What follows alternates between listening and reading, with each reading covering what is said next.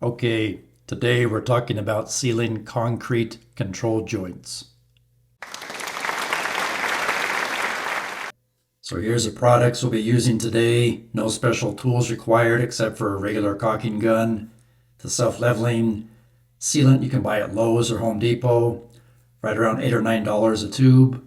The backer rod comes in different lengths and diameters. This one happens to be 1/2 inch.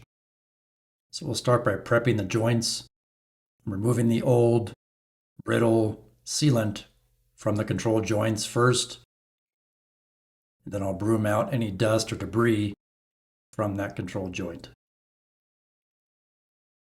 The reason why you want to seal the control joints, it prevents rainwater or snow melt water from getting down into those control joints, especially if they've cracked.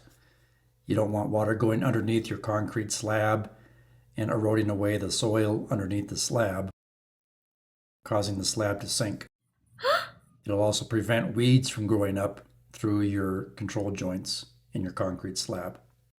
So here I'm simply pushing the foam backer rod into the crack in the control joint.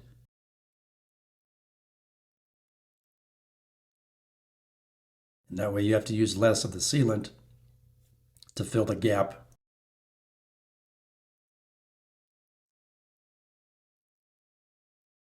The 20-foot by 1/2 inch diameter backer rod, I want to say it was $3 or $4 at Lowe's or Home Depot. Now that we got the backer rod in there, we'll go ahead and start applying the self-leveling sealant. This is for horizontal surfaces only. It'll maintain its flexibility even in cold weather. It seeks its own level as you apply it into the control joint, or sometimes referred to as an expansion joint.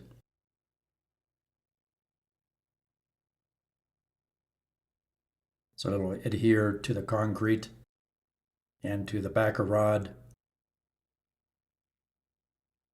and level itself out, and you get a nice, smooth, clean finish. Wow. So rainwater will no longer be able to flow into that crack in that control joint. Woo! I hope this information helps you.